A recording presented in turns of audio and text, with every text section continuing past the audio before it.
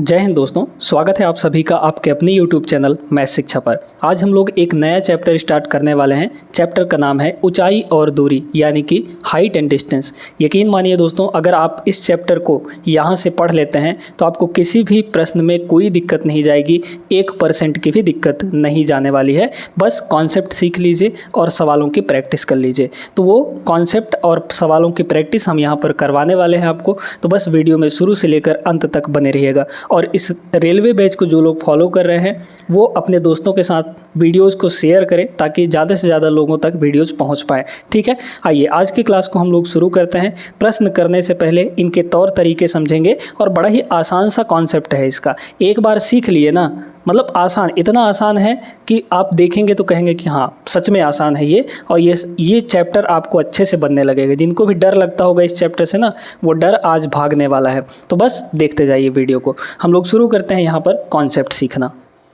आइए देखिएगा, अब आप सभी लोग जानते हैं कि जब भी हम हाइट एंड डिस्टेंस चैप्टर पढ़ते हैं तो वहाँ पर सिर्फ और सिर्फ हमको राइट एंगल ट्रायंगल देखने को मिलते हैं। तो यहाँ पर 3 सिचुएशन है, इन्हीं 3 सिचुएशन पर आपके सवाल बनते हैं और इस चैप्टर के अंदर इन्हीं से सवाल पूछा जाता है। अब ये सिचुएशंस क्या क्या हैं?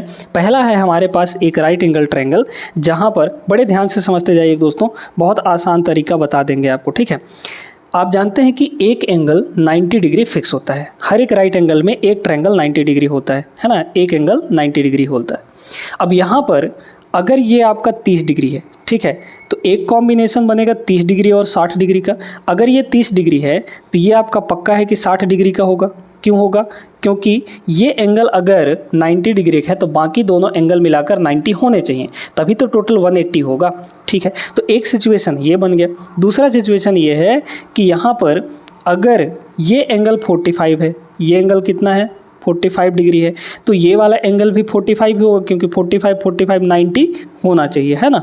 तो ये भी आपका 45 डिग्री होगा। इसी तरीके से यहाँ पर एक और सिचुएशन बनता है जो कि रेयर सिचुएशन है, मतलब ये रेयरली कभी कभी पूछा जाता है। वो ये है कि अगर यहाँ पे 15 डिग्री बना, अगर यहाँ पे 15 डिग्री बना तो ये कितना बनेगा दोस्तों? इसको 90 बनाना है तो ये 75 होना चाहिए कि नहीं? बिल्कुल होना चाहिए। ठीक है, तो 15 और 75 का कॉम्बिनेशन बनता है। अब इन 3 कॉम्बिनेशन में हुआ क्या? ऐसा हुआ ये कि जब भी आपको 30 और 60 का कॉम्बिनेशन दिखे, 30 और 60 का कॉम्बिनेशन दिखे, तो आप सीधे सीधे 30 डिग्री के सामने वाले को 1 यूनिट लेना है, 30 डिग्री के सामने वाले को 1 यूनिट लेना है, मतलब 1 गुना लेना है। और 60 डिग्री के सामने वाला हमारा हो जाता है √3 गुना। ठीक है, तो 30 के सामने 1 यूनिट, 60 के सामने वाला साइड √3 यूनिट और 90 के सामने वाला, अगर इनमें पाइथागोरस लगाया जाए तो ये हो जाता है आपका यहाँ पर 2 यूनिट। ठीक है, कितना हो जाता है? 2 गुना हो जाता है। जैसे मान लीजिए हम यहाँ पे कह रहे हैं कि इसकी हाइट 5 है, तो ये होगा आपका 5 √3 यानी √3 गुना हो जाएगा, और ये होगा आपका 2 गुना यानी कि 10 हो जाएगा। ठीक है, क्लियर है? समझ में आ गया? अच्छा, अब आपको एक और कॉन्सेप्ट पता होगा ट्रायंगल के बारे में कि इक्वल एंगल के सामने की साइड्स इक्वल होती हैं। तो ये एंगल और ये एंगल इक्वल है, इसका मतलब इसके सामने का साइड जो भी होगा इसके सामने का साइड भी वही होगा। तो मतलब अगर 45 के सामने वाला 1 यूनिट ले लें रेशियो में, तो इस 45 के सामने भी 1 यूनिट होगा। मतलब ये जो हाइट है वो इस बेस के बराबर होगा। समझ पा रहे हैं? जैसे अगर ये 10 मीटर का हुआ तो ये भी 10 मीटर का होगा, और ये तभी पॉसिबल है जब आपका 45 डिग्री यहाँ पर बन रहा होगा। क्लियर हो गया? अब आते हैं इस पे 15 और 75, जो कि कभी कभी पूछा जाता है और पूछा ही जाता है, इसको ध्यान रखिएगा। ये ट्रिग्नोमेट्री में भी ये कॉन्सेप्ट आपको देखने को मिला था, वहाँ पर हम आपको पढ़ाए भी थे।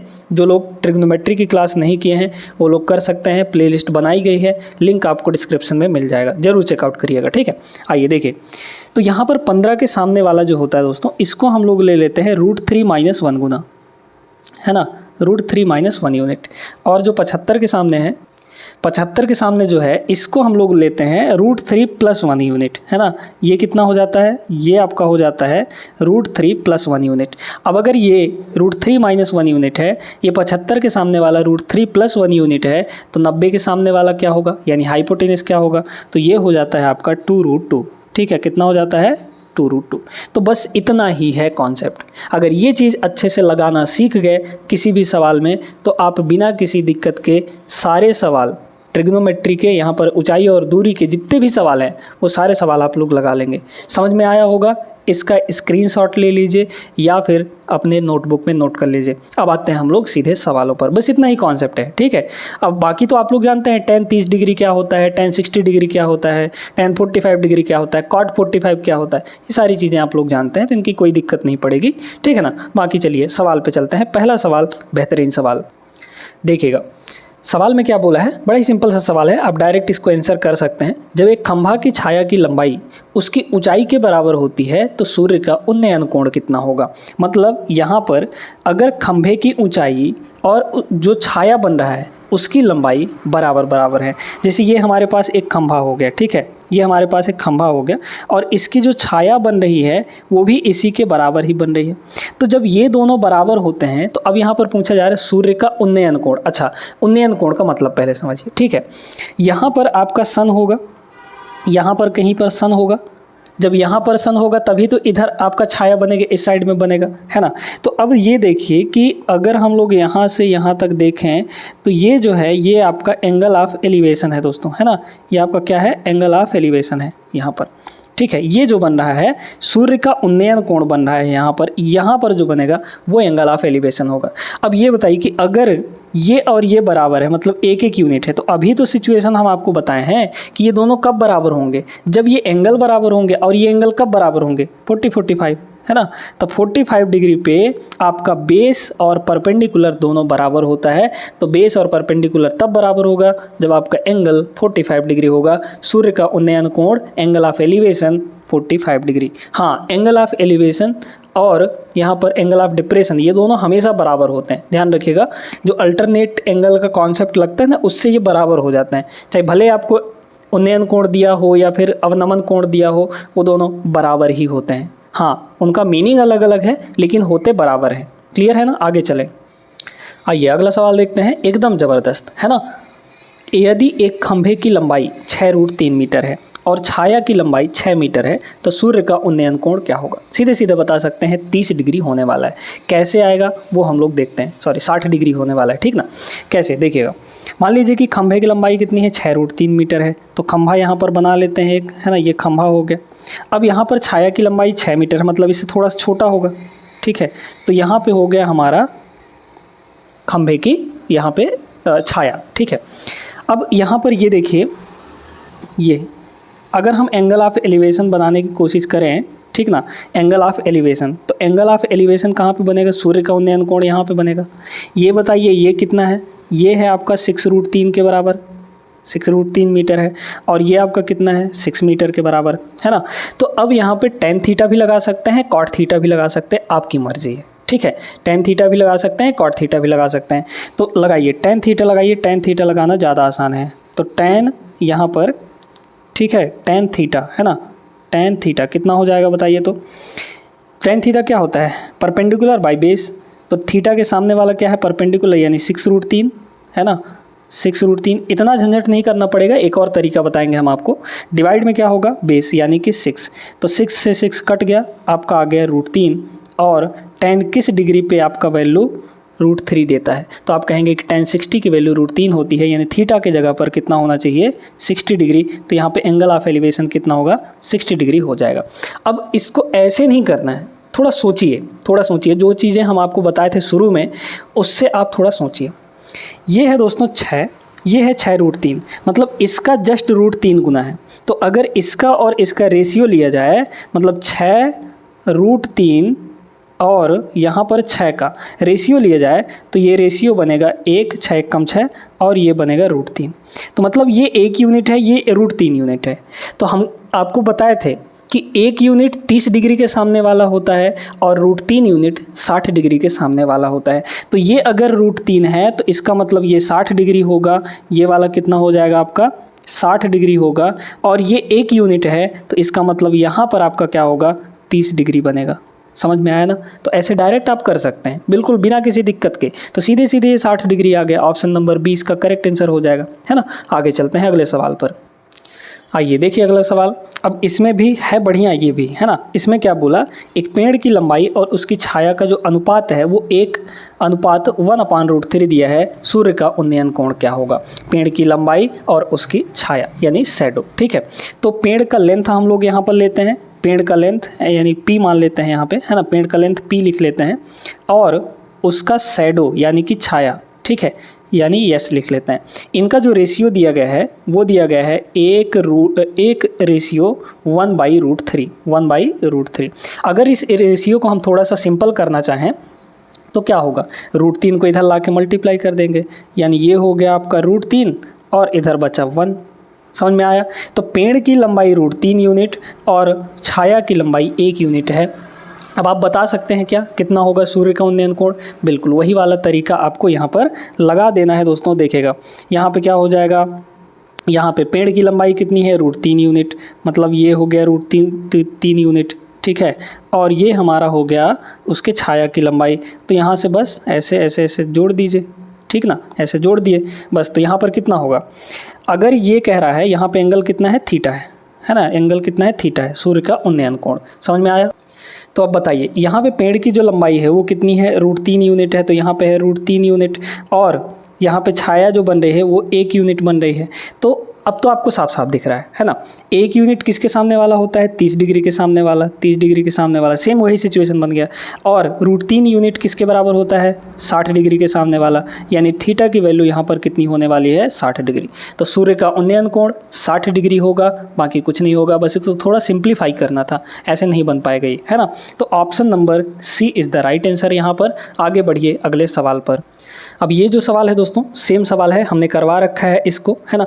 तो अब आप लोग इसका आंसर जो है वो कमेंट करेंगे कि कितना होगा। कुछ लोग तो अगर समझ गए होंगे अच्छे से तो डायरेक्ट इसका आंसर बता सकते हैं, ठीक है, बिना पेन उठाए इसका आंसर बता सकते हैं। और कमेंट जरूर करिएगा इस सवाल का आंसर क्वेश्चन नंबर 4 डाल के, और जो भी आंसर होगा ABCD वो आप लोग लिख दीजिएगा, ठीक है। उम्मीद करते हैं कि आप लोग ज़रूर सॉल्व करेंगे। हम लोग आगे बढ़ते हैं अपने अगले सवाल पर। आइए दोस्तों अब इस सवाल को देखते हैं। ये सवाल है बेहतरीन। अब इसमें अलग कॉन्सेप्ट लगने वाला है, मतलब कॉन्सेप्ट वही लगेंगे, बस यहाँ पे चित्र अलग बनेगा। बिंदु P पर खड़ा एक व्यक्ति बिंदु S द्वारा चिन्हित एक मीनार के शीर्ष को देख रहा है। बिंदु Q तक टावर के पाद की ओर 40√3 मीटर की दूरी तय करता है। Q से S का जो उन्नयन कोण बन रहा है वो कितना बन रहा है, यहाँ पर 60 डिग्री है। यदि मीनार की ऊंचाई 60 मीटर है तो S का P से उन्नयन कोण क्या होगा।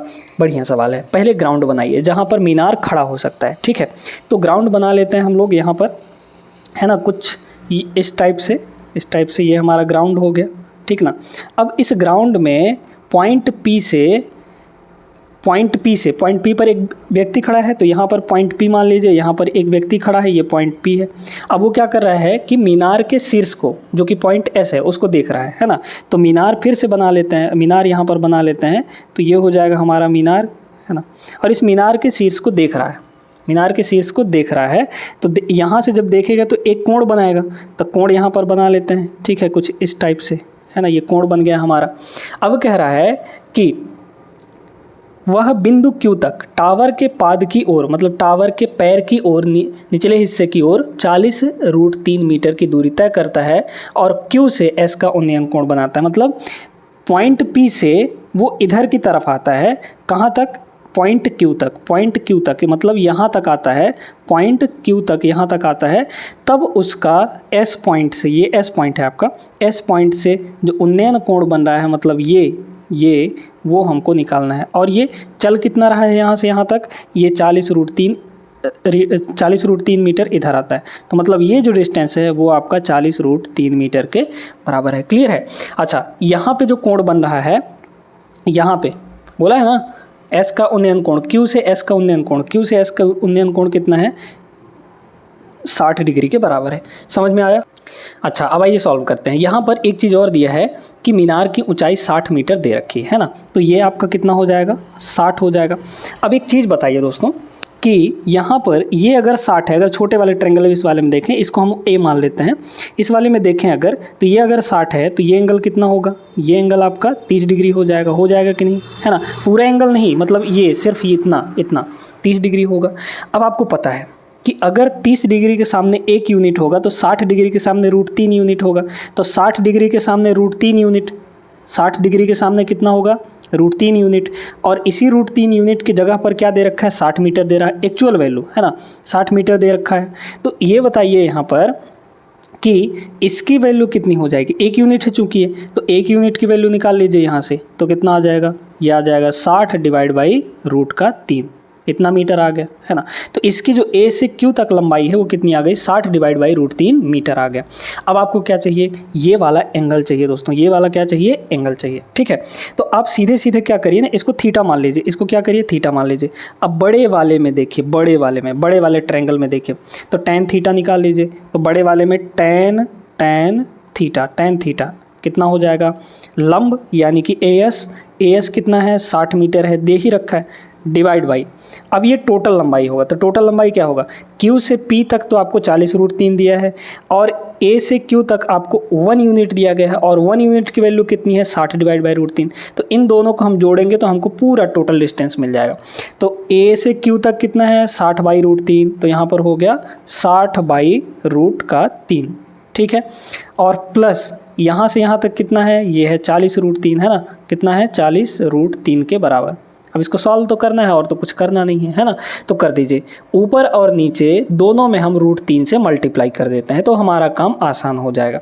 यहाँ मल्टीप्लाई करेंगे √3 से तो ये बनेगा आपका 60√3, है ना, ऊपर में मल्टीप्लाई किए तो 60√3, नीचे मल्टीप्लाई, यहाँ √3 से मल्टीप्लाई करेंगे तो √3 ख़त्म, 60 बच गया।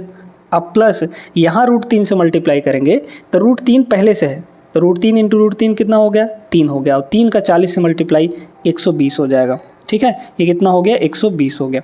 अब देखिएगा बड़ा मज़ेदार तरीका, ऊपर है आपका 60 और 60 120 कितना हो जाएगा, 180। तो 60 बटे 180 कितना होगा, ऊपर सिर्फ बचेगा √3 और नीचे हो जाएगा 60 बटे 80, तो नीचे 180 कट जाएगा 3 बार में, है ना, तो √3 बटे √3 आ गया। अब इसको हम लोग क्या लिख सकते हैं, इस √3 को लिख सकते हैं 3 को लिख सकते हैं √3 इंटू √3। तो एक √3 से एक √3 का ख़त्म, मतलब 1/√3 आ गया, 1/√3 आ गया। तो tan थीटा की वैल्यू जो है वो 1/√3 आ गया। अब √3 किस पर होता है, 30 डिग्री पर होता है, आप सभी जानते हैं। tan 1/√3 कब देता है, जब थीटा की वैल्यू 30 डिग्री हो, है ना। तो यहाँ पर थीटा के जगह पर क्या होना चाहिए, 30 डिग्री होना चाहिए। सभी को समझ में आ गया, ऑप्शन बी करेक्ट होगा। आगे बढ़ते हैं अगले सवाल पे। अगला सवाल ज़बरदस्त सवाल 2022 का सवाल। 4 मीटर ऊंचे प्लेटफॉर्म के शीर्ष से 50√3 मीटर दूरी तक एक टावर के शीर्ष का जो उन्नयन कोण मापा गया। यदि टावर 54 मीटर ऊंचा है तो प्लेटफॉर्म के शीर्ष से टावर का उन्नयन कोण क्या था। ठीक है, एक प्लेटफॉर्म बना हुआ है, प्लेटफॉर्म मतलब चबूतरा टाइप का। तो वो चबूतरा पहले हम लोग बना लेते हैं, उसकी ऊंचाई कितनी है, 4 मीटर की है। तो चबूतरा हम लोग यहाँ पे बनाते हैं कुछ इस टाइप से।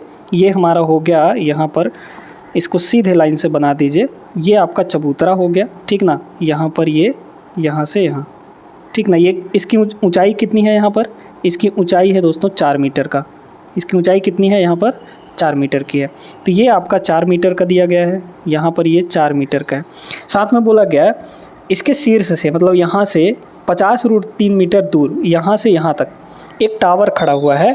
तो टावर के शीर्ष का उन्नयन कोण मापा गया। तो यहाँ पे हम लोग टावर बना लेते हैं, यहाँ पे क्या बना देते हैं, या फिर कहीं पे भी, इधर बना लीजिए, है ना, इस साइड बना लीजिए। तो इस साइड अगर हम लोग एक टावर बना दें ऐसे, तो इस पॉइंट से जो इसका उन्नयन कोण मापा जा रहा है वो आपको निकालना है। ठीक है, टावर का उन्नयन कोण मतलब कुछ ऐसे, ये वाला हमको बताना है, ठीक ना, ये वाला एंगल बताना है। साथ में ये भी बोला गया है कि इस पॉइंट से 50√3 मीटर दूर, तो 50√3 मीटर दूर, यहाँ से यहाँ तक की दूरी कितनी है, ये है आपकी 50√3 मीटर दूर, है ना, 50√3, यहाँ से यहाँ, तो जितना ये इधर से इधर होगा उतना इधर से इधर होगा। समझ में आया ना।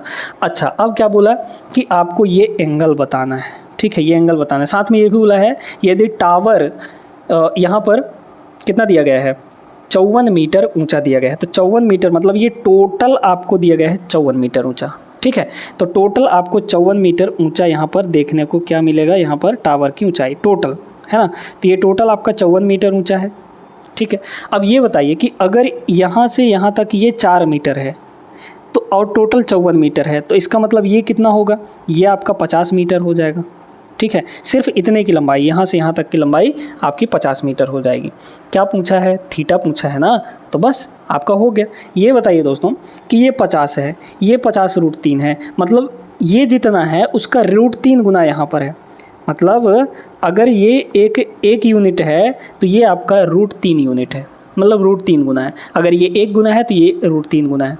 तो ये बताइए कि थीटा के सामने क्या होता है? 1 यूनिट, मतलब 30 डिग्री के सामने 1 यूनिट होता है, तो 60 डिग्री के सामने √3 यूनिट नहीं होता है। तो मतलब यहाँ पर ये जो एंगल होगा वो आपका 60 डिग्री होगा और ये जो एंगल है वो आपका 30 डिग्री होगा। इसमें कुछ करने की ज़रूरत नहीं थी, ऑप्शन बी इसका करेक्ट आंसर हो जाएगा। मतलब यहाँ पे जो एंगल बनेगा वो कितना होगा? 30 डिग्री होगा। क्यों? कैसे हमने पता किया?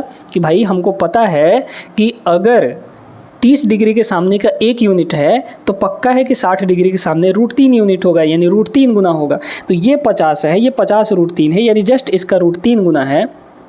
तो 1 यूनिट के सामने यहाँ पर 30 डिग्री और √3 यूनिट के सामने यहाँ पे 60 डिग्री। बस सिंपल सा कहानी है और कुछ नहीं। ऐसे अगर सवालों को लगाते हैं तो पक्का है कि आप सिलेक्ट हो जाएंगे। आगे बढ़ें अगले सवाल पर। आइए तो देखिए अगला सवाल। यहाँ पे बोला गया है 1.5 मीटर यानी 1.5 मीटर लंबा एक पर्यवेक्षक जो देख रहा है 26 मीटर ऊंचे टावर से 24.5 मीटर दूर स्थित है। प्रेक्षक की आंख से मीनार के शीर्ष का उन्नयन कोण क्या होगा ये बताना है। ठीक है, पहले तो ये समझिए कि भाई 1.5 मीटर, पहले हम लोग यहाँ पे ज़मीन बना लेते हैं ना। तो हमारा सबसे पहला धर्म बनता है कि हम यहाँ पे ज़मीन बनाएं जहाँ पे दोनों खड़े हों, पर्यवेक्षक भी खड़ा हो। ये हो गया पर्यवेक्षक 1.5 मीटर लंबा, है ना, बहुत ज़्यादा बड़ा तो होगा नहीं। और एक 26 मीटर ऊंचा टावर है। 26 मीटर ऊंचा टावर मतलब यहाँ से यहाँ तक ये 26 मीटर है। और कितना दूर पर स्थित है? 24.5 मीटर दूर पर स्थित है। मतलब ये जो दूरी है टावर और पर्यवेक्षक के बीच में ये 24.5 मीटर की है। कितने की है? 24.5 मीटर। समझ में आया सभी को? अब बोला गया कि यहाँ से ये उन्नयन कोण बताना है, प्रेक्षक की आंख से मीनार के शीर्ष का उन्नयन कोण। अच्छा, टोटल कितना है यहाँ पर? तो टोटल आपका 26 मीटर है। ये आपका कितना है? टोटल 26 मीटर का है ना। तो बस यहाँ से इसको ऐसे मिला दीजिए, ये आपका मिल गया, है ना, ये आपका मिल गया। और यहाँ से इसको भी मिला दीजिए ताकि हमको डिस्टेंस पता चल सके, है ना। ये 1.5 मीटर है, ये आपका कितना है? 1.5 मीटर पर्यवेक्षक है। तो इधर भी ये लंबाई भी 1.5 मीटर ही होगी। भले इधर पर्यवेक्षक नहीं खड़ा है लेकिन लंबाई तो उतनी ही ना होगी, ऊंचाई जिसकी बात कर रहे हैं। अब ये एंगल हमको निकालना है, इसके आँख से शीर्ष का उन्नयन कोण। ठीक है, तो ये थीटा हमको चाहिए दोस्तों। कैसे निकालेंगे? आप सभी को पता है कि अगर ये यहाँ से यहाँ तक 24.5 है तो यहाँ से यहाँ भी तो 24.5 होगा, ये भी तो 24.5 होगा क्योंकि बराबर है। ठीक है, और यहाँ पर देखिए ये पूरा आपका 26 है, ये पूरा यहाँ से लेकर यहाँ तक आपका पूरा 26 है, जिसमें से ये आपका 1.5 है। तो मतलब ये आपका कितना होगा? सिर्फ इतना, ये वाला 26 माइनस 1.5 यानी कि 24.5। ये भी आपका 24.5 हो गया। अब तो कहानी सिंपल हो गई ना, क्योंकि देखिए ये भी 24.5, ये भी 24.5, तो बराबर बराबर कब होता है? जब 45 डिग्री का एंगल बनता है। तो यहाँ भी 45 डिग्री बनेगा, यहाँ भी आपका कितना बन जाएगा? 45 डिग्री, और यहाँ पर भी 45 डिग्री, है ना, यहाँ पर भी 45 डिग्री, क्योंकि ये दोनों बराबर हो गए। तो बराबर का कंडीशन कब आता है? जब आपका 45 डिग्री का एंगल बनता है, बिना कुछ किए इसमें, बिना पेन चलाए इसमें। बताइए, हम सिर्फ डायग्राम बना के इसका आंसर बता दे रहे हैं।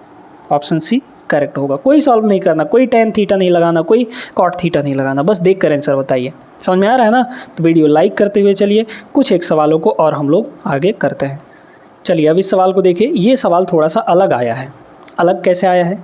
एक सीढ़ी दीवार के सहारे इस प्रकार रखी गई है कि इसका आधार दीवार से 5 मीटर की दूरी पर है और इसका शीर्ष जमीन से 12 मीटर की ऊंचाई पर स्थित है। खिड़की को स्पर्श करता है। सीढ़ी की लंबाई क्या होगी? सीधे सीधे 13 मीटर हो जाएगी और कुछ नहीं है इसमें। ठीक है, अब कैसे होगा समझिएगा। यहाँ पर क्या है ना कि एक दीवार है ये, ठीक है, ये एक दीवार है। अब इस दीवार से कुछ मीटर की दूरी पर यहाँ पे बोला गया है कि सीढ़ी है, सीढ़ी टिकी हुई है। तो यहाँ पर क्या बोला गया है? यहाँ पर बोला गया ये चीज़, आधार दीवार से 5 मीटर की दूरी पर स्थित है, यानी कि सीढ़ी का जो बेस है। अब सीढ़ी कैसे होगा? सीढ़ी आपका इधर ये ज़मीन हो गया, तो सीढ़ी आपका कुछ इसी टाइप से ना होगा, इस टाइप से होगा। तो कह रहा है कि सीढ़ी का जो आधार है, मतलब यहाँ से सीढ़ी का जो आधार है वो दीवार से कितना मीटर दूर है, यहाँ पर दीवार से कितना मीटर दूर है, 5 मीटर दूर। तो ये हो गया आपका 5 मीटर। क्लियर।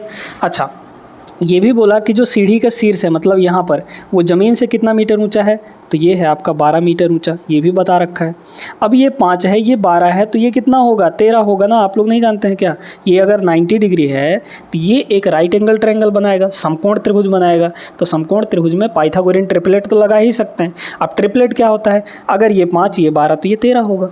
और वैसे भी आप लोग कैसे निकाल सकते हैं, देखिएगा, पाइथागोरस ने ये बताया कि ये जो खड़े खड़े लाइन है 90 डिग्री पर खड़े हैं, इन दोनों के स्क्वायर का जो सम होता है वो तीसरे वाले लाइन के स्क्वायर के बराबर होता है। मान लीजिए कि ये लाइन आपका सी है, तो ये जो सी का स्क्वायर होगा ये किसके बराबर होगा, बाकी दोनों के स्क्वायर के सम के बराबर। 12 का स्क्वायर 144, ठीक है, प्लस यहाँ पर 5 का स्क्वायर ये हो जाएगा 25। तो 144 और 25 कितना होता है, 169 होता है ना, 169 होता है। अब सी की वैल्यू यहाँ से निकाल देंगे हम लोग, तो अंडर रूट 169 आ जाएगा। और 169 अंडर रूट कितना होता है, 13। तो 13 मीटर इसका करेक्ट आंसर होगा। ट्रिपलेट बन रहा था और कुछ नहीं था इसमें। सभी को समझ में आ गया होगा। लाइक करिए वीडियो को, शेयर करिए वीडियो को और आगे बढ़िए।